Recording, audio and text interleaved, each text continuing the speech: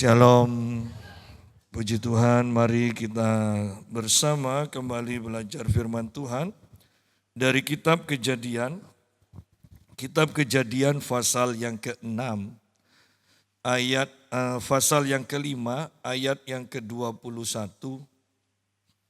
sampai ayat yang ke-24. Setelah Henok hidup 65 tahun, ia memperanakkan Metusalah. Dan Henok hidup bergaul dengan Allah selama 300 tahun lagi.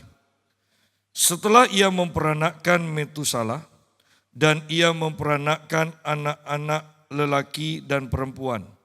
Jadi Henok mencapai umur 365 tahun. Dan Henok hidup bergaul dengan Allah. Lalu ia tidak ada lagi, sebab ia telah diangkat oleh Allah. Nah, kita akan belajar tentang kehidupan Henok. Ada 3 tokoh Alkitab yang mengalami pengangkatan dari Tuhan, yaitu Henok, Elia, dan Musa. Ya. Musa diangkat oleh Tuhan setelah dia mengalami kematian. Karena tubuhnya mau direbut oleh setan dan tentunya ini berkaitan dengan kalau sampai tubuhnya bisa direbut oleh setan maka ini akan dijadikan berhala. Karena Musa adalah pemimpin terbesar bagi bangsa Israel. Ya. Tapi dari kejadian ini pun kita mengerti betapa pentingnya tubuh kita ini. Bahkan disebutkan kita ini kan akan memakai tubuh kemuliaan. Jadi banyak pertentangan dalam kekristenan. Orang bertanya-tanya apakah boleh dikremasi kalau orang Kristen itu meninggal. Dan ini tidak ada dalil yang kuat untuk membantah atau membenarkan. Tetapi kalau kita mau belajar sungguh-sungguh, ingat dari ketertarikan Tuhan untuk membangkitkan tubuh kita dan mengubah tubuh kita menjadi tubuh kemuliaan, maka kita tahu Tuhan sama sekali tidak tertarik untuk tubuh kita itu dibakar. Ya. Kemudian ingat bahwa di dalam Alkitab orang-orang yang dibakar itu hanyalah orang-orang pendurhaka. Kalau Anda baca di dalam Perjanjian Lama tentang keturunan Saul, ya. Jadi itu berbicara tentang orang-orang yang durhaka yang dibakar. Jadi itu kebenarannya itu sekilas saja. Supaya kita itu sebisa mungkin kalau masih ada tanah dikubur. Kecuali sudah tidak ada tanah daripada mungkin Anda katakan daripada dikubur berdiri. Karena tanahnya sudah terlalu sempit dibakar aja. Atau mungkin di luar negeri suka mati di luar negeri ya. Sukar untuk dibawa pulang silakan dibakar. Tetapi sebisa mungkin inilah kebenaran yang harus kita pegang. Ingat Tuhan tertarik kepada tubuh kita untuk mengubah tubuh kita bahkan dengan tubuh kemuliaan. Ya. Nah kembali kepada pembahasan kita. Henok, Elia, dan Musa adalah 3 orang tokoh yang mengalami pengangkatan tubuhnya. Walaupun Musa itu diangkat setelah kematiannya. Dan kalau kita perhatikan mungkin kita bertanya-tanya kenapa kok yang muncul kepada Tuhan Yesus itu hanyalah Elia dan Musa bukan Henok. Jawabannya sudah jelas karena Henok lahir dan hidup sebelum ada bangsa Israel. Ya, sebelum ada bangsa Israel. Jadi hanya Musa dan Elia yang diutus untuk berbicara kepada Yesus masalah penebusannya secara khusus untuk umat pilihannya bangsa Israel dan secara umum nantinya untuk dunia. Ya. Nah, kembali sekarang Henok secara khusus di sini dikatakan setelah Henok hidup dengan hidup 65 tahun, ia memperanakkan Metusalah. Dan Henok hidup bergaul dengan Allah selama 300 tahun lagi. Kalau kita perhatikan di sini, keturunan Henok yaitu Metusalah itu adalah orang yang paling panjang umurnya. Ya, Adam kalah. Yang lain-lainnya ketika masih berumur 900, 800 segala macam, itu Metusalah yang paling panjang umurnya. Disebutkan di sini kan ayat 27, Metusalah mencapai umur 969 tahun. Itu bisa punya anak cicit, segala cicit, setelah cicit apa segala macam kan. Ya. Bisa jadi satu kota berarti kan. Satu orang, satu kota. Ya. Nah, kalau kita perhatikan begini. Apakah kebetulan anak dari orang yang bergaul karib dengan Tuhan dan paling karib dengan Tuhan di zamannya ternyata mempunyai anak yang usianya paling panjang. Ya. Tidak usah dicarikan doktrin, tetapi apakah ini bisa menjadi penyebab anak atau keturunan dari Henok menjadi orang yang umurnya paling panjang? Kembali ke pembahasan kita di sini dikatakan Henok hidup bergaul dengan Allah selama 300 tahun lagi. Sampai umur 65 tahun kita tidak tahu Henok itu sejak umur berapa ya karib dengan Tuhan. Tetapi di sini yang pasti hubungannya, pergaulannya yang karib dengan Tuhan itu melebihi dari umur yang disebutkan di awal 65 tahun. Anggaplah 65 tahun kehidupan biasa, hubungan karibnya dengan Tuhan 300 tahun. Wow, itu kan luar biasa. Kebanyakan kita ini kan bergaul karibnya dengan Tuhan itu kan lebih sedikit daripada kehidupan normal kita. Tetapi Henok tidak demikian. Kehidupannya dalam bergaul karib dengan Tuhan itu berlipat-lipat kali dibandingkan kehidupan normalnya. Ya. Nah sekarang pertanyaannya begini. Apa tidak bosan? Kan kebanyakan dari kita jujur. Suruh baca Alkitab kadang bosan Pak. Kadang ngantuk ya kan. Suruh doa, bukan pendeta Pak. Ya. Bukan pendeta. Masa 1 jam aja sepertinya bagaimana gitu. Ya, itu urusan hidup dan mati sepertinya. Kalau berdoa 1 jam setiap hari. Tapi bisakah Anda bayangkan ayat ini? Henok hidup bergaul dengan Allah selama 300 tahun lagi. Kata bergaul dengan Allah ini bukan suatu hubungan di mana cukup doa 1 jam. Bukan. Ya. Bergaul karib dengan Tuhan. 300 tahun. Bahkan bayangkan tidak ada medsos segala macam. Di sini disebutkan bergaul dengan Tuhan 300 tahun. Ya.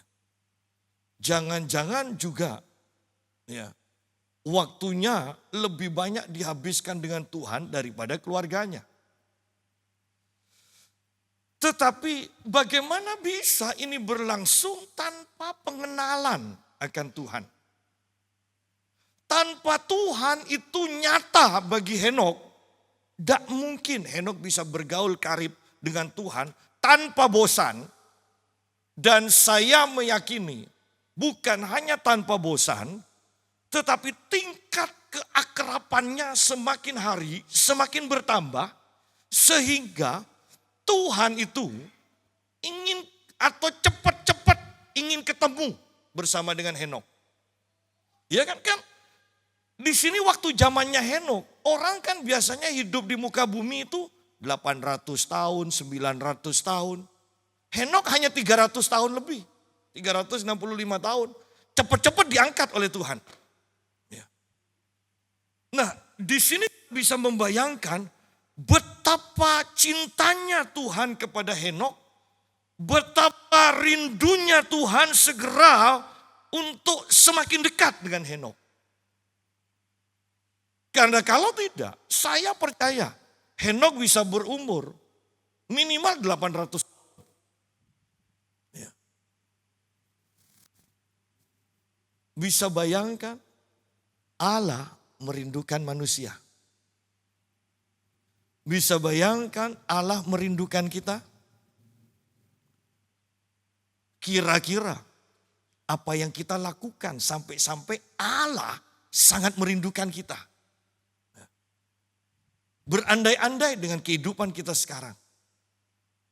Kira-kira Tuhan merindukan kita atau enggak? Ya. Berandai-andai aja. Kita bisa tahu kok kondisi kerohanian kita dengan berandai-andai. Ya. Oleh karena itu kalau kita perhatikan, wow ini luar biasa. Kalau sampai pergaulan Henok dengan Tuhan terus stabil saja, Henok bisa berumur panjang. Tetapi ini tingkatnya semakin meningkat. Semakin meningkat. Ya. Sehingga Henok diangkat Tuhan. Wow. Bahwa ketika kita mengenal Tuhan dan Tuhan menjadi pribadi yang sangat nyata bagi kita, mau tidak mau kita akan semakin tertarik kepada Tuhan. Ketika kita bisa mendengar suara Tuhan dan merasakan hadirat Tuhan yang kuat, maka kita akan semakin tertarik untuk mencari Tuhan lebih lagi. Dan ini yang dialami oleh Henok. Kalau Tuhan hanya sebuah cerita, maka kita tidak akan tertarik dan menggebu-gebu untuk mencari wajah Tuhan, untuk menyendiri bersama Tuhan. Tidak akan. Bukan kebetulan kitab Perjanjian Lama itu ditulis oleh nabi-nabi, kitab Perjanjian Baru ditulis oleh rasul-rasul. 5 jawatan di dalam gereja, rasul, nabi, gembala, penginjil, dan guru. Dari kelima jawatan itu, 2 jawatan rasul dan nabi ini menggambarkan jawatan di mana yang terutama dari jawatan ini adalah hubungan yang sangat intim dengan Tuhan. Di mana nabi menyampaikan suara Tuhan secara langsung kepada umat Tuhan. Rasul mendapatkan inspirasi atau pewahyuan dari Tuhan.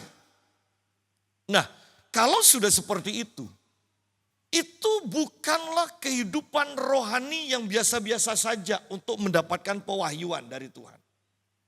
Untuk mendapatkan, untuk menjadi alat bagi Tuhan menyampaikan pesannya. Kecuali jawatan orang yang memegang jawatan ini mempunyai hubungan yang sangat akrab dan dipercaya oleh Tuhan. Saya tanpa bosan mau mengatakan tidak mungkin ada hubungan yang terjalin dengan akrab tanpa menghabiskan banyak waktu untuk bergaul. Ya. Kembali sekarang kepada Henokh. Henokh hidup bergaul dengan Allah selama 300 tahun lagi. 300 tahun bergaul dengan Allah. Ya. Setelah ia memperanakkan Metusalah dan ia memperanakkan anak-anak lelaki dan perempuan. Nah, sekarang kita masuk lebih lanjut lagi. Ketika kita bergaul karib dengan Tuhan, mempunyai hubungan yang benar dengan Tuhan, tidak perlu menjadi manusia yang aneh. Ya, tidak perlu menjadi pertapa. Lihat, Henokh bergaul karib dengan Tuhan 300 tahun. Tetapi dalam waktu itu juga, Henokh bergaul karib dengan Tuhan, tetapi dia pun tetap bercinta dengan istrinya dan menghasilkan keturunan-keturunan. Ada orang yang tercemar pikirannya atau tersesatkan dengan berpikir bahwa kalau kita mau hidup kudus, maka kita tidak boleh berhubungan dengan istri atau suami kita. Ya. Ada bahkan satu sinode itu banyakan tidak kawin. Kenapa? Karena terpengaruh bahwa hidup kudus bagi Tuhan itu berarti tidak menikah. Hidup kudus bagi Tuhan berarti menjauhi persetubuhan. Yang benar loh ya. Sudah suami istri. Jangan karena suami istri kemudian aku ingin hidup kudus. Kemudian diajak bercinta sama pasangannya tidak mau. Tidak, aku mau hidup kudus. Lebih kudus bagi Tuhan. Aneh. Ya. Aneh. Karena tetap ketika kita memang hidup benar dengan Tuhan. Mengasihi Tuhan. Maka kita secara otomatis juga akan lebih mengasihi pasangan kita. Kalau sudah suami istri mengasihi, masa tidak bercinta, masa hanya mau pandang-pandangan terus. Ya. Lihat di sini kebenarannya bahwa ketika kita masuk ke alam roh atau mempunyai pergaulan yang sangat karib dengan Tuhan, itu tidak mengharuskan kita untuk menjadi orang yang aneh. Jadilah orang yang normal. Ya. Jadilah orang yang wajar. Seorang dokter bertanya pada saya dulu. Dia dokter, ponakannya dokter, suaminya dokter. Ya. Pokoknya itu keluarga dokter. Dia bertanya begini, Pak Yusa. Saya heran loh lihat Pak Yusa dan Pak Eko. Kenapa? Loh kalau kita sehari-hari seperti ini, makan kemana-mana bareng, bisa ketawa cekikikan. Padahal saya kenal banyak pendeta, itu sepertinya untuk didekati sukar. Jaga wibawa, jaim istilahnya. Tapi kalau Pak Yusa sama Pak Eko kok cekikikan. Tapi kalau di mimbar, saya lihat Pak Yusanya bisa itu. 1, 2, 3 dan orang bisa tumbang semua. Dan itu memang dokter ini hadir ketika saya melayani. Ya. Dan saya hanya katakan, enggak tahu pokok inilah kehidupan yang, ya kehidupan saya ya seperti ini. Saya katakan, bahwa hubungan dekat, hubungan yang akrab dengan Tuhan, jangan sampai membuat kita bertingkah laku yang tidak wajar dalam kehidupan bermasyarakat. Ya. Jadilah orang yang normal. Waktunya guyon ya guyon. Waktunya makan ya makan. Prasmanan ya siapkan tas kresek kalau GPPS kan gitu kan. Lo enggak usah takut. Wah, kan orang yang bergaul dengan akrab dengan Tuhan, Tak mungkin suka makan. Loh, orang tak suka makan berarti sakit. Ya kan? Jadilah orang yang normal. Waktunya makan, waktunya puasa, jangan makan. Jangan dibalik. Tidak puasa diajak makan, tidak mau. Waktu puasa, orang selalu ngomong sakit mah. Ya. Jadilah orang yang normal. Ya. Ingat Henok kurang intim bagaimana.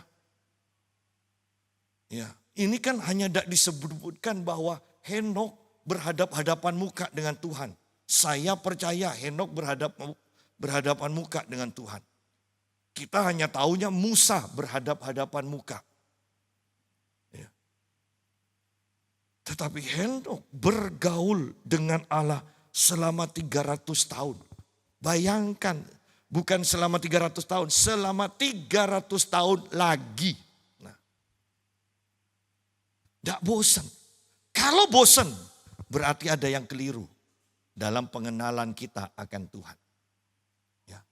Kalau bosan, berarti cinta kita sudah beralih atau terpengaruh dengan cinta akan hal-hal duniawi. Itu aja. Tetapi Henok semakin mengasihi Tuhan. Luar biasa di sini. Dan kalau kita perhatikan, kita tidak mendapati hal-hal yang spektakuler yang Henok lakukan. Hanya berkeluarga dan punya anak. Sudah, itu aja. Bahwa hubungan kita dengan Tuhan tidak perlu kita buktikan kepada orang lain dengan melakukan hal-hal yang hebat, yang di luar nalar. Tidak perlu. Tetapi kalau Tuhan mau pakai kita untuk melakukan hal-hal yang hebat, kita mengalir saja. Hanya yang saya mau tekankan, tidak perlu memaksakan diri untuk membuktikan bahwa kita punya hubungan akrab dengan Tuhan. Ya. Hiduplah dengan mengalir saja. Ya. Henok, kehidupannya hanya ini. Ia memperanakkan Metusalah, ia memperanakkan anak-anak lelaki dan perempuan. Hanya itu aja. Tidak ada lagi. Berarti orang yang hidup dekat dengan Tuhan, hubungan keluarga itu juga penting.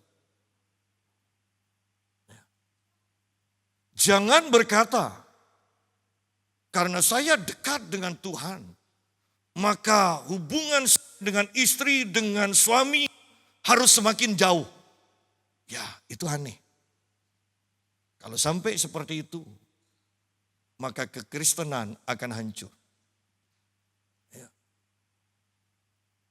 Bahkan yang benar, ketika satu orang dekat dengan Tuhan, seharusnya lah orang ini akan membawa keluarganya. Sehingga sama seperti Yosua berkata, aku dan seisi rumahku, kami akan beribadah kepada Tuhan. Di sini hukum toleransi tidak berlaku. Ya, ingat, dalam satu keluarga seharusnya yang benar, iman yang benar, seharusnya imannya sama. Tetapi di luar rumah kita tidak boleh menjelek-jelekkan, merendahkan yang lain. Tetapi untuk di rumah supaya ada kesepakatan, seharusnya lah imannya sama. Kami dan seisi keluarga kami akan beribadah kepada Tuhan. Henok di sini memperanakkan anak laki-laki dan anak perempuan. Jadi Henok mencapai umur 365 tahun. Ya. Dan Henok hidup bergaul dengan Allah. Loh, 4 ayat disebutkan 2 kali atau 2 ayat. Yang sangat penting berarti diulang. Henok hidup bergaul dengan Allah. Dan Henok hidup bergaul dengan Allah, lalu ia tidak ada lagi. Berarti tubuhnya akan diangkat kan? Dia tidak ada lagi dikatakan. Sebab ia telah diangkat oleh Allah. Bukankah ini kehidupan yang tidak mudah? Ya. Sebelum ada pengangkatan, Henok yang mengalami pengangkatan terlebih dahulu. Ini tidak mudah. Untuk taat seperti Nuh, dia harus menyediakan membuat kapal yang begitu besar. Selama kira-kira 90 sampai 120 tahun kan. Nuh membuat itu karena akan ada hujan, akan ada banjir. Sedangkan pada waktu Nuh itu tidak pernah ada hujan. Jadi Nuh tidak tahu hujan itu bagaimana, cara terjadinya bagaimana, tidak tahu. Tetapi dia hanya taat pada Tuhan. Ini kan kehidupan yang tidak mudah. Henok pun hanya bergaul karib dengan Tuhan. Kalau kita sekarang kan bergaul karib, beribadah dengan benar, dengan tujuan supaya kita mengalami pengangkatan kan. Tetapi Henok tidak pernah berpikir tentang pengangkatan. Yang dia tahu pokoknya bergaul karib dengan Tuhan. Ya. Sama dengan kehidupan banyak orang Kristen. Beribadah supaya diberkati. Bergaul karib dengan Tuhan supaya diberkati. Seharusnya yang ini tidak usah kita pikirkan supaya diberkati, supaya disembuhkan. Pokoknya tahunya kita harus bergaul karib dengan Tuhan dan akibatnya itu akan kita nikmati. Ya. Bukan kita mengejar akibatnya ini, dampaknya, tetapi kita sungguh-sungguh yang kita tahu pokoknya hanya bergaul dengan Tuhan. Itu loh. Masalah nanti akibat bergaul dengan Tuhan penyakit kita disembuhkan. Puji Tuhan. Masalah ketika kita bergaul dengan Tuhan ekonomi kita dipulihkan Tuhan. Ya. Puji Tuhan. Tetapi ingat itu bukan yang kita pakai Tuhan supaya kita sembuh. Pakai Tuhan supaya ekonomi kita dipulihkan. Bukan. Henok bergaul karib dengan Tuhan bukan supaya diangkat. Bukan supaya mengalami pengangkatan. Tetapi karena dia bergaul karib dengan Tuhan. Dan Tuhan mengangkat Henok. Betapa luar biasanya ketika kita hanya fokus kepada Tuhan. Dan menjalin hubungan yang benar dengan Tuhan. Sama kok dengan Yesus mengajarkan di dalam Matius 6 ayat 33 kan. Carilah dahulu kerajaan Allah dan kebenarannya. Maka semuanya akan ditambahkan. Loh yang mencari Tuhan itu tidak mengharapkan tambahan. Tetapi maka semuanya akan ditambahkan. Itu kan dari pihak Tuhan. Tugas kita hanya cari Tuhan. Cari kerajaan Allah dan kebenarannya. Tugas Tuhan kemudian menambahkan. Ya. Seandainya setiap orang Kristen memahami kebenaran ini, hidup kita tidak akan pernah mengejar yang sia-sia dan kemudian kita akan kecewa.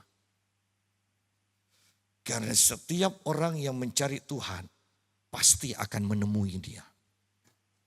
Pasti akan mendapatkan dia. Jadi tidak akan pernah kecewa. Dan Henok hidup bergaul dengan Allah, lalu ia tidak ada lagi. Sebab ia telah diangkat oleh Allah. Dan ini yang akan terjadi sebentar lagi dalam kehidupan gereja Tuhan. Dikatakan. 2 orang di ladang, 1 akan diangkat, 1 akan ditinggalkan. Sehingga di Amerika pun pilot dan kopilot itu satu Kristen, satu bukan Kristen. Ya. Jaga-jaga kalau yang Kristen nanti diangkat tetap ada yang ya. Itu sudah dipikirkan, mereka percaya hal itu. Ya. Jadi mari kita bergaul dengan Tuhan dengan benar. Yuk coba kita lihat tokoh-tokoh iman di dalam kitab Ibrani pasal yang ke-11.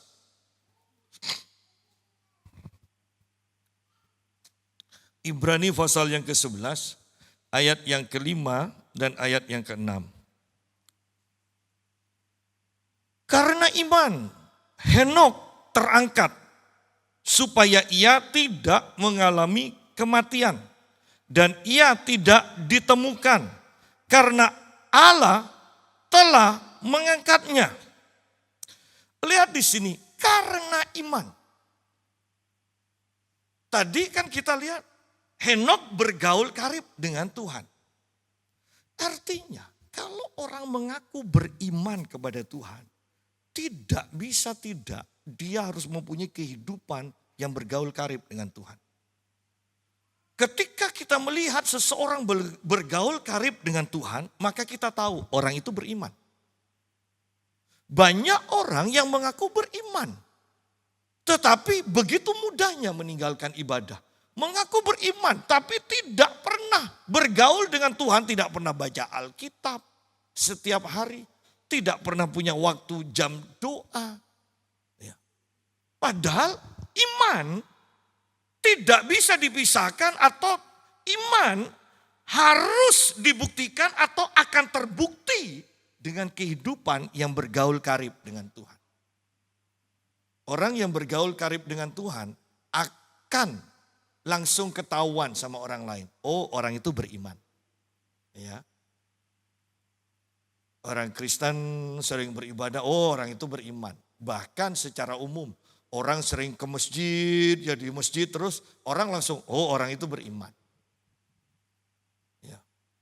Jadi yang namanya beriman, tidak mungkin kita disebut orang beriman, tapi jarang-jarang beribadah. Nah, Henok disebut beriman karena dia bergaul karib dengan Tuhan. Karena iman, Henok terangkat. Tadi disebutkan karena Henok bergaul karib dengan Tuhan, dia terangkat. Sekarang versi kitab Ibrani dikatakan karena iman. Jadi iman selalu terhubung atau dibuktikan atau sama dengan bergaul karib dengan Tuhan. Ya. Karena iman Henok terangkat supaya ia tidak mengalami kematian dan ia tidak ditemukan karena Allah telah mengangkatnya. Sebentar lagi kita juga akan mengalami pengangkatan besar-besaran kan. Apalagi yang ditunggu, gempanya sudah siap, megatrust, perangnya sudah terjadi dan akan bertambah yang ikut perang. Ya, tidak tahu Indonesia mau ikut atau enggak. Mungkin masih pakai menyediakan bambu runcing. Ya, tetapi semuanya ekonomi. Kita dulu ke toko, sekarang online, sekarang dipersiapkan. Kalau mau beli langsung ke pabrik di Cina, jauh lebih murah. Anda bisa bayangkan yang toko-toko segala macam ekonomi ke depannya akan hancur-hancuran. Semua tanda-tandanya sudah bekerja. Amoral bagaimana?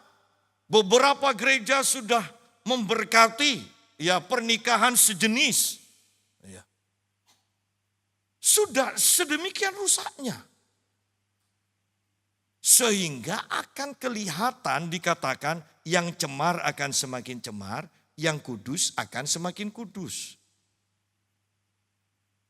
Dan ini memudahkan nantinya pengangkatan, terjadi. Hanya orang yang tidak kenal Tuhan di zaman sekarang lebih memprioritaskan hal-hal yang di dunia yang pada akhirnya kita tahu semuanya akan ditinggalkan, semua akan musnah. Kenapa kok tidak cari yang kekal saja? Ya. Sebab sebelum Henok terangkat, ia memperoleh kesaksian bahwa ia berkenan kepada Allah. Roma pasal 8 ayat yang ke-16, kalau tidak salah 16 atau 14. Yuk kita baca aja. Roma pasal 8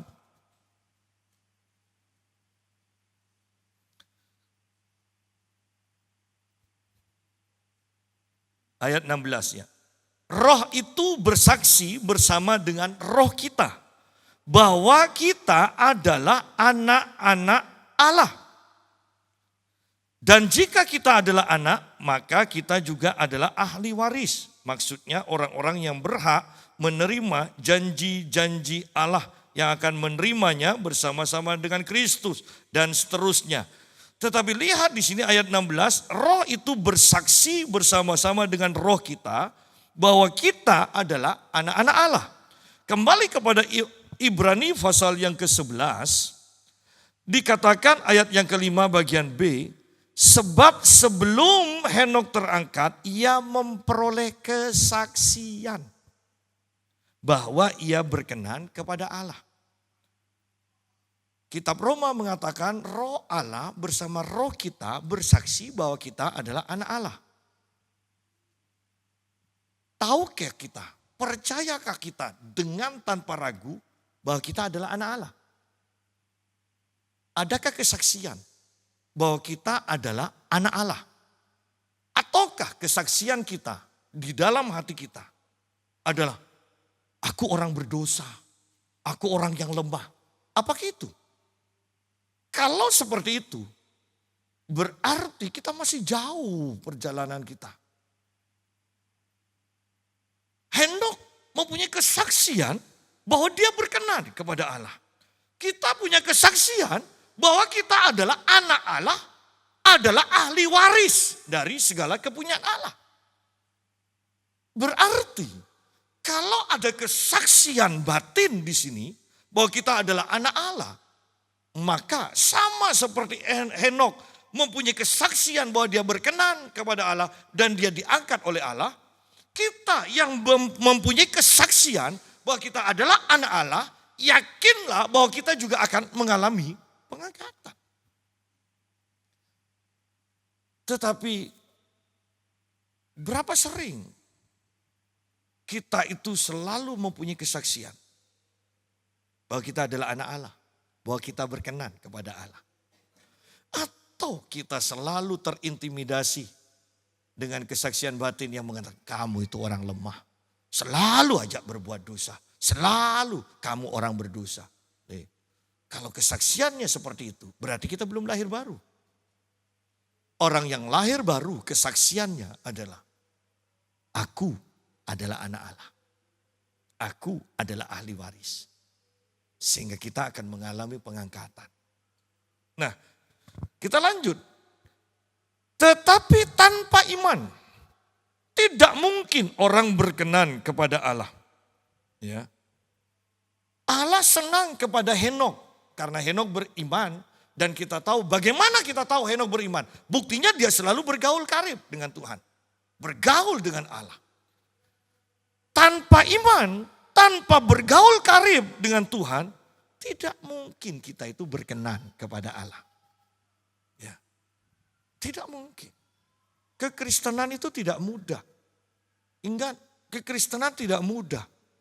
Makanya perlu dibantu oleh Roh Kudus. Tidak mudah. Jalan ke surga itu rumit. Makanya harus ada petunjuknya. Yaitu jalan itu, yaitu Yesus. Kalau enggak akan nyampe. Ya. Tetapi tanpa iman tidak mungkin orang berkenan kepada Allah. Kalau sudah tidak berkenan, enggak usahlah bayangkan surga. Enggak usah. Orang sudah tidak berkenan sama pemilik dari surga. Ya. Tetapi tanpa iman tidak mungkin orang berkenan kepada Allah. Sebab barang siapa berpaling kepada Allah, barang siapa bertobat, barang siapa percaya, barang siapa berpaling kepada Allah, ia harus percaya bahwa Allah ada. Banyak orang yang tidak percaya kan bahwa ada Allah. Ya. Tapi ujung-ujungnya orang yang tidak percaya pada Allah ketika mau mati teriak-teriak minta ampun. Ya. Jadi tokoh-tokoh ateis kalau Anda pelajari, mereka waktu mau mati teriak-teriak minta ampun. Ya. Karena sebenarnya ya, orang yang mau mati itu akan beralih. Awalnya kita lebih peka akan alam dunia, alam nyata. Ketika orang mau mati itu akan mulai beralih ke alam roh. Ya. Alam nyatanya mulai berkurang, dia lebih peka ke alam roh. Nah di sini seringkali mereka bisa tahu yang menjemput mereka, yang mendatangi mereka, yang berusaha untuk menarik roh mereka keluar dari tubuh, itu adalah roh maut. Sehingga mereka banyak ketakutan. Ya. Tetapi orang Kristen yang sungguh-sungguh biasanya tenang, bahkan senyum. Ya. Bahkan selalu saya ingat Kenneth Hagin pada umur 81, kalau tidak 81 atau 83. Dia duduk di kursi malasnya dan dia berkata pada keluarganya, sudah ya, saya itu dijemput oleh Tuhan Yesus dan para malaikatnya. Dan dia menundukkan kepalanya dan dia hilang. Anda lihat kematian orang-orang di dalam Alkitab, tokoh-tokoh Alkitab. Mereka tahu kapan mereka akan mati sehingga mereka memanggil keturunan mereka dan melepaskan berkat. Mengimpartasikan berkat. Anda boleh baca dari Abraham, dari Ishak, ya. Bahkan Daud pun mereka mengimpartasikan berkat kepada keturunannya karena mereka tahu mereka akan segera berangkat. Petrus mengatakan, aku tahu bahwa kemah tubuhku ini akan segera dibongkar. Paulus tahu, dia katakan, darahku sudah mulai tercurah. Bahwa setiap kita yang sungguh-sungguh dengan Tuhan, itu akan tahu kok kapan Tuhan akan panggil kita. Ya. Nah kembali kepada pembahasan kita sekarang. Sebab barang siapa berpaling kepada Allah, ia harus percaya bahwa Allah ada. Dan bahwa Allah memberi upah kepada orang yang sungguh-sungguh mencari Dia. Allah memberi upah bukan kepada semua orang. Bukan kepada semua orang Kristen. Tetapi di sini disebutkan kepada orang yang sungguh-sungguh mencari Dia.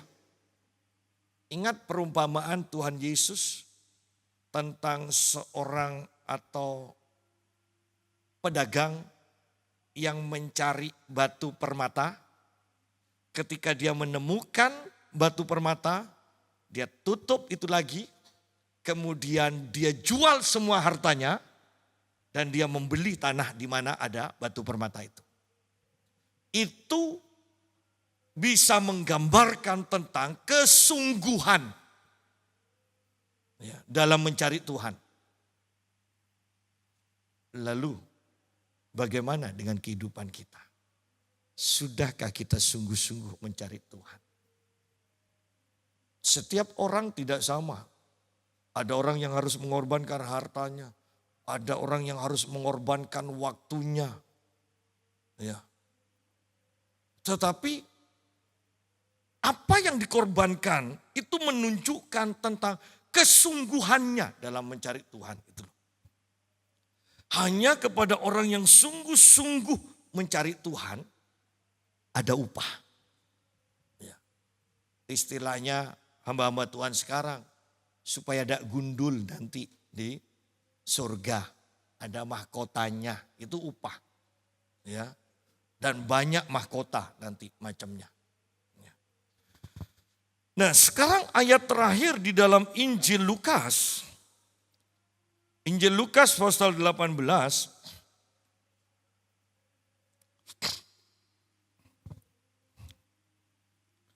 Ayat yang ke-7 dan ayat yang ke-8. Tidakkah Allah akan membenarkan orang-orang pilihannya yang siang malam berseru kepadanya? Dan adakah ia mengulur-ngulur waktu sebelum menolong mereka? Aku berkata kepadamu, ia akan segera membenarkan mereka.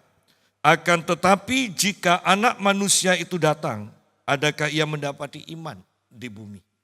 Nah, lihat di sini kita sudah tahu cerita ini tentang seorang janda yang meminta pertolongan kepada hakim yang tidak adil, hakim yang jahat.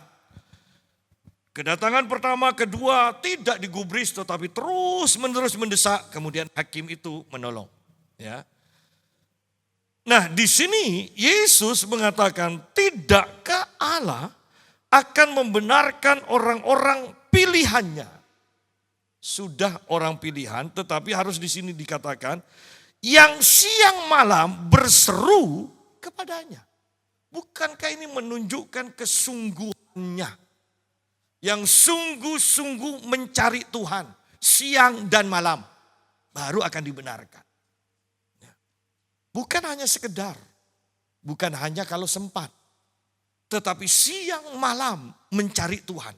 Siang malam berseru kepada Tuhan.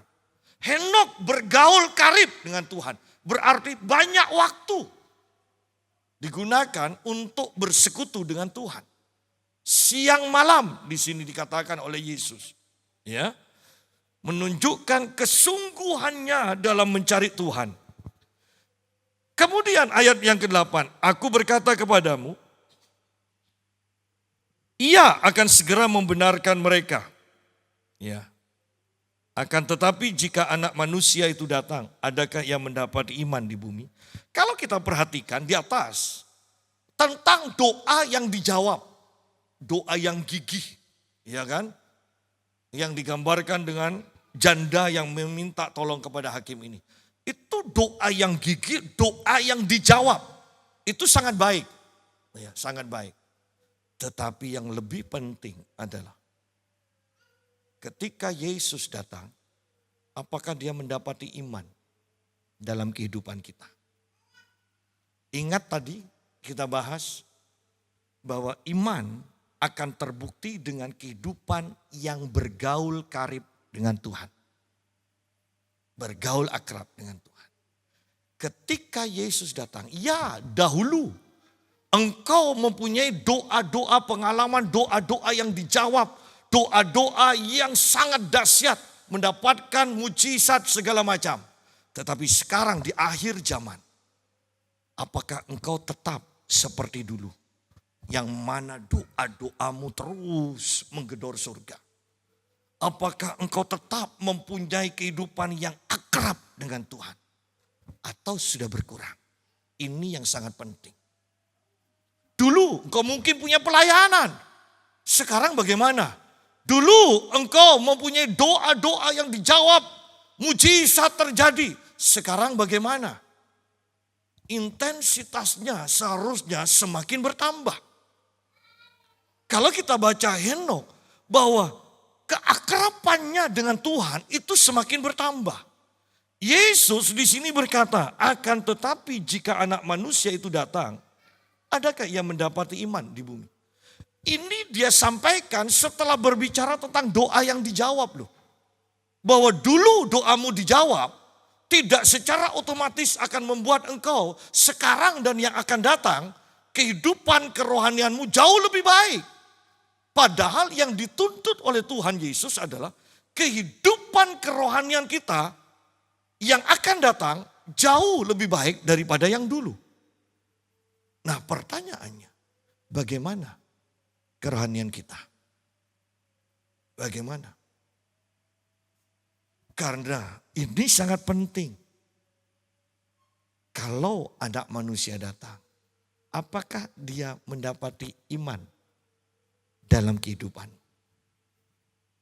Apakah engkau sedang bergaul karib dengan Tuhan dan semakin karib dengan Tuhan? Atau engkau mulai menjauh? Tadi pagi kita sudah bahas. Karena semakin bertambahnya dosa atau kedurhakaan, maka kasih kebanyakan orang semakin dingin atau semakin tawar. Di akhir zaman akan banyak yang semakin berkurang kasih kita. Padahal Tuhan menuntut kasih kita, iman kita di akhir zaman semakin bertambah kepada Tuhan. Karena kedagingan kita harus semakin berkurang. Alkitab katakan, aku semakin berkurang, dia harus semakin bertambah. Bagaimana kerohanian kita? Kiranya Tuhan menolong kita, Roh Kudus menolong kita, Roh Kudus membuat kita bertobat, dan Roh Kudus sungguh-sungguh menolong kita untuk bersungguh-sungguh mencari Tuhan. Tuhan memberkati.